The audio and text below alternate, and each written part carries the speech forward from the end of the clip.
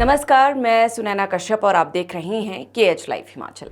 हिमाचल की राजनीति में अब एक नया पैटर्न साफ दिखने लगा है।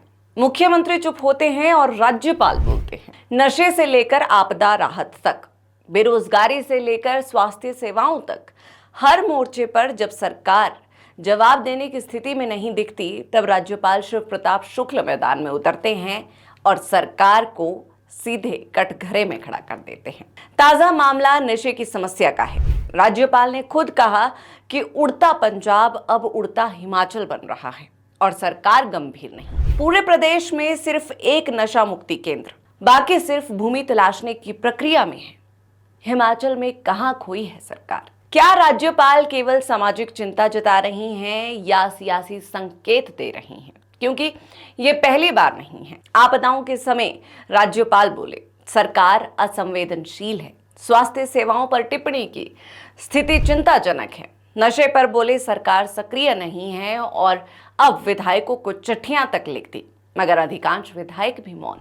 हिमाचल प्रदेश में नशे की बढ़ती समस्या पर राज्यपाल शिव प्रताप शुक्ल ने हाल ही में जो तीखे तेवर दिखाए, वो किसी सामाजिक चिंता से कहीं ज्यादा सियासी संदेश लिए हुए थे। राज्यपाल ने खुलकर कहा कि प्रदेश सरकार इस संकट को लेकर गंभीर नहीं है और पूरे राज्य में महज एक ही नशा मुक्ति केंद्र है, कुल्लू में, जो काम कर रहा है। राज्यपाल के शब्दों में चिंता कम और सरकार पर अविश्वास ज्यादा झलकता है। लेकिन ये कोई पहली बार नहीं है जब राज्यपाल ने सुक्खू सरकार को कटघरे में खड़ा किया हो। राज्यपाल और राज्य सरकार के बीच का ये टकराव अब एक पैटर्न में बदलता दिख रहा है। नशे का मुद्दा हो या आपदाओं में सरकार की असंवेदनशीलता, बेरोजगारी पर उदासीनता हो या स्वास्थ्य सेवाओं में गिरावट, हर बार राज्यपाल मुखर होते हैं और सरकार रक्षात्मक। विपक्ष जब मैदान में गायब हो, तब संवैधानिक पद पर बैठे व्यक्ति की लगातार टिप्पणियां किसी लोकतांत्रिक खालीपन को भरने की कोशिश भी लगती है और राजनीतिक इशारा भी। विशेष बात यह भी है कि राज्यपाल के बयान अब महज नैतिक जिम्मेदारी तक सीमित नहीं है, बल्कि वो ठोस उदाहरण और आंकड़ों के साथ सरकार की कार्यप्रणाली पर प्रश्न चिन्ह लगाते हैं। जैसे पूरे प्रदेश में सिर्फ एक नशा मुक्ति केंद्र या विधायकों द्वारा नशा विरोधी अभियानों में कोई रुचि ना दिखाना। ये ऐसे आरोप हैं जो सीधा सीधा सत्ता की नीयत और नीति पर सवाल खड़े करते हैं। राज्यपाल का ये कहना कि उन्होंने उड़ता पंजाब के बारे में सुना था, लेकिन अब हिमाचल भी उसी राह पर बढ़ रहा है, एक गंभीर चेतावनी है। ये सीधे तौर पर राज्य की राजनीतिक और प्रशासनिक विफलता का पर्दाफाश है। ये बात और अधिक अहम हो जाती है जब केंद्र सरकार खुद हिमाचल राजभवन की पहलों की सराहना करती है। केंद्रीय मंत्री मनसुख मांडविया द्वारा राज्यपाल को काशी में आयोजित राष्ट्रीय कार्यक्रम में आमंत्रित करना और नशा मुक्ति भारत अभियान में हिमाचल राजभवन को शामिल करना, ये केवल तत्कालिक सम्मान नहीं बल्कि एक राजनीतिक संकेत भी हो सकता है, खासतौर पर तब जब राज्य सरकार को बार बार घेरने की ये श्रृंखला एक सुविचरित रणनीति जैसी लगने लगे। यहाँ एक और पहलू महत्वपूर्ण है। कांग्रेस के नेतृत्व वाली सरकार को घेरने का ये तरीका संवैधानिक गरिमा के आवरण में एक प्रकार की सॉफ्ट पॉलिटिक्स का हिस्सा भी माना जा सकता है। भाजपा के नेता भले ही सीधा हमला न करे, लेकिन राज्यपाल जैसे पद से आने वाले बयानों में सरकार की असफलताओं को सार्वजनिक करना, ये सियासत के नए तेवर है। इस पूरे घटनाक्रम का निष्कर्ष यही है कि हिमाचल की राजनीति अब दो सत्ता केंद्रों में बटी हुई लगती है, एक सचिवालय और दूसरा राजभवन। और कई बार ऐसा महसूस होता है कि सचिवालय मौन है जबकि राजभवन मुखर। मुख्यमंत्री जवाब नहीं देते, राज्यपाल चिट्ठियां लिखते हैं और जब जवाबदेही का बोझ एक निर्वाचित सरकार की जगह एक नामांकित पद पर बैठे व्यक्ति उठाए, तो लोकतंत्र की दिशा और दशा दोनों पर गंभीर प्रश्न खड़े हो जाते हैं। हिमाचल में कई राज्यपाल आए और गए, कुछ सिर्फ उद्घाटन कर गए, कुछ राजभवन में किताबें पढ़ते रहे, मगर शिव प्रताप शुक्ल वो राज्यपाल है जो सरकार को साफ साफ पढ़ भी रही हैं और क्लास भी ले रही हैं। पहली बार राजभवन से आवाज आ रही है। हिमाचल प्रदेश में 1971 में पूर्ण राज्य बनने के बाद से लेकर अब तक लगभग 30 राज्यपाल नियुक्त हो चुके हैं, स्थायी और कार्यवाहक मिलाकर।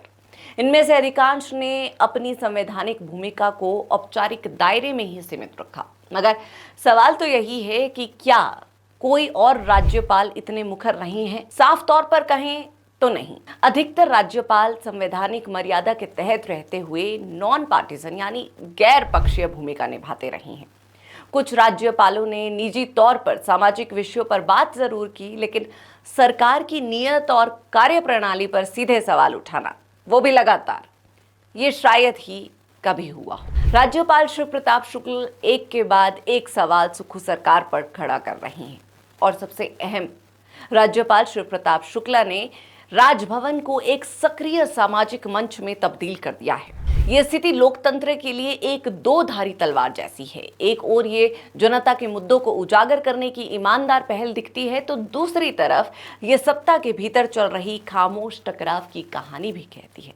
देखिए, राज्यपाल की सक्रियता की सराहना होनी चाहिए, लेकिन बार बार चुनी हुई सरकार को सार्वजनिक रूप से कटघरे में खड़ा करना, क्या ये संवैधानिक मर्यादा के अनुरूप है? पुलिस के द्वारा जो पकड़े जाते हैं, जेलों में जाते हैं, उसके अतिरिक्त अन्य लोगों को भी नशा छुड़ाने के लिए प्रदेश में अनेक रिहैब सेंटर भी स्थापित करने की आवश्यकता है। यह विषय सरकार के संकल्प में आना चाहिए।